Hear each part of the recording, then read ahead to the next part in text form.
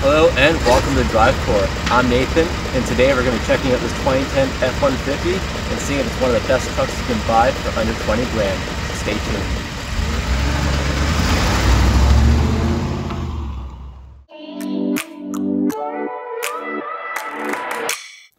All right, so before I get into the nitty-gritty of this review, I'm standing here with my friend and the owner of this vehicle, Connor. Connor, I have to ask, I'm sure some of the viewers are wondering, why this truck? Well, I work in the trade, so when I was looking at a vehicle, I wanted to get a truck because it'd be good for work, tools and all that, and for camping as well, because I go camping multiple times a year, so it'd be good for that. I know trucks have good storage in the interior and in the back, so I was looking at a truck. I wanted to get a Ford because I know they're cheap to fix and like cheap for parts and all that, and would be a good option for me. They're also kind of just cheaper to buy on the market all around for the most part. Now, I want to make it absolutely clear, this man has owned nothing but Mustangs up to this point, so there's no shortness of brand loyalty. That is true, but I mean, you can't complain. They look good, in my opinion, and they're cheap too, so what can go wrong? So speaking of pricing, how much did you pay for this truck? Paid about 11 grand for it. That's pretty good. Yeah, for a truck, it's definitely on the cheaper end of things. And yeah, that's great.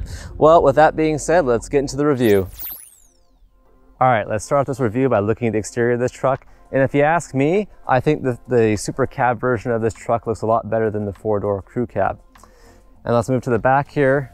We have our steel bed and not the aluminum that you see on the newer ones. Have our nice soft opening tailgate. This is a 6-foot bed, by the way. We have our tonneau cover, and if you don't say it correctly, a truck guy will correct you.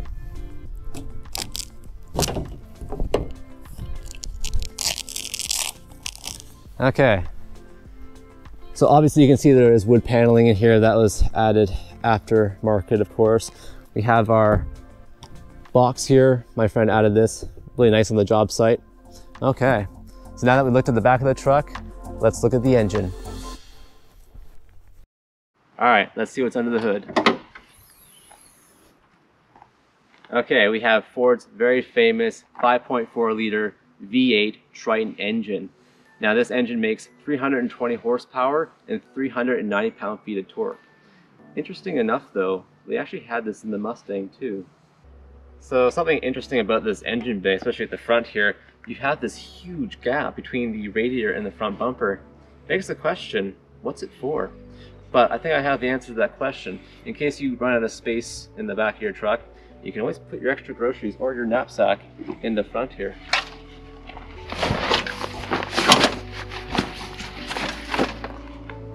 Problem solved.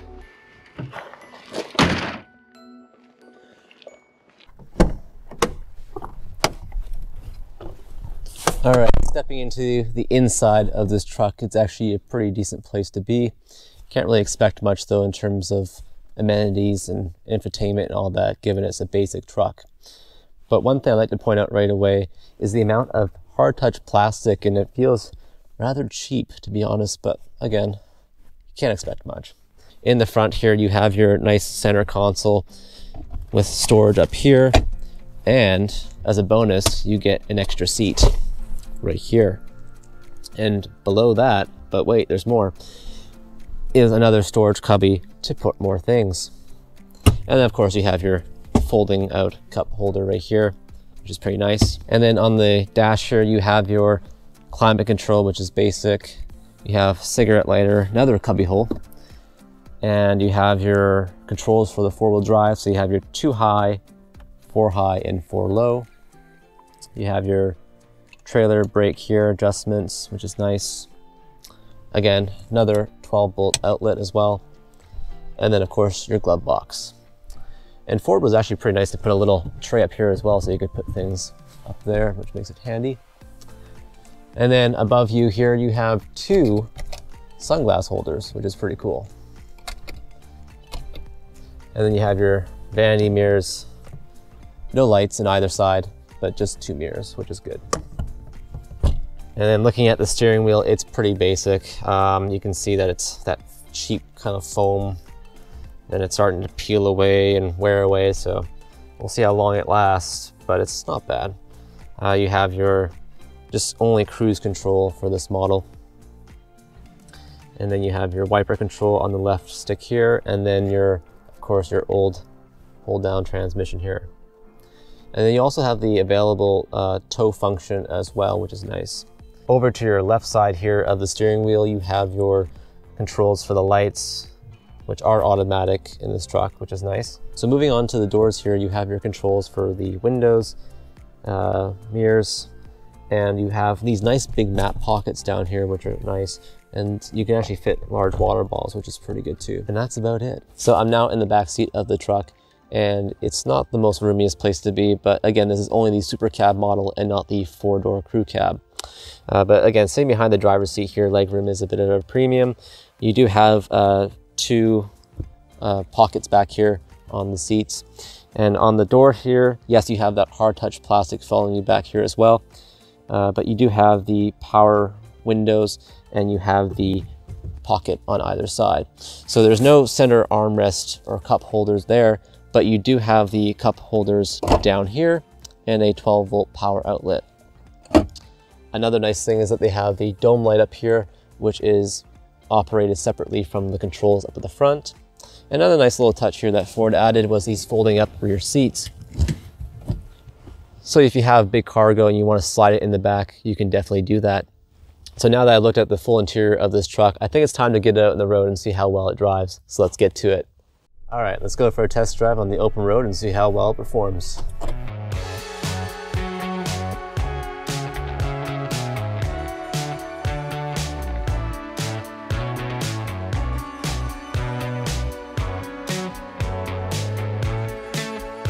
You know, I've never personally owned a truck before, but I've driven many trucks for work, and I would say that Ford is pretty good at making their trucks. You know, they put in the effort when they need to, and the overall quality, it shows.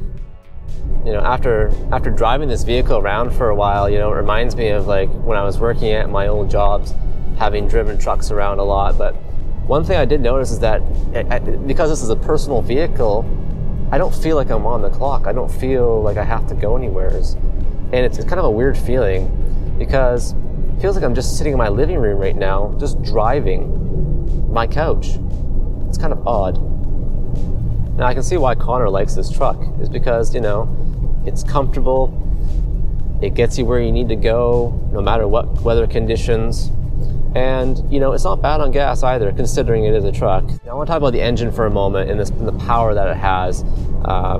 You know, Ford's done a really good job with that engine. It's, you know, they've had it for quite some time now, and overall the power is pretty good. Now, again, this is, as I mentioned earlier, they did use this in the Mustang, but you know, you put this in a much heavier truck, you're not going to get a crazy amount of performance, of course. But that being said, I can't really complain too much. You know, the throttle is responsive.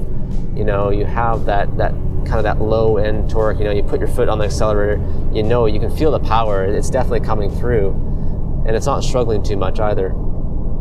Now, of course, if you were towing something, it may be a bit different. Now, for the handling of this truck, it does a pretty good job. You know, it's not a BMW M3 by any means, but it does get you through the corners quite comfortably. Actually, it feels like you're kind of just floating around the corners, if that makes any sense. And that's kind of nice, because a lot of trucks I find, you know, you get that huge body roll and all, because, you know, they're very square, but this truck seems to kind of compose itself well. And again, you can't really find that a whole lot.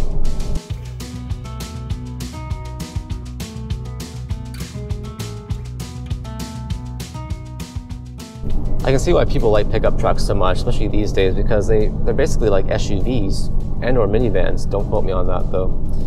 But with that being said, they can do a multitude of things. They can go on your job site, they can go on your weekend family camping trip, and they can even go downtown on a date night. I feel Ford has done a good job with this truck. And, you know, it's kind of hard to nitpick everything about a truck because it is a truck.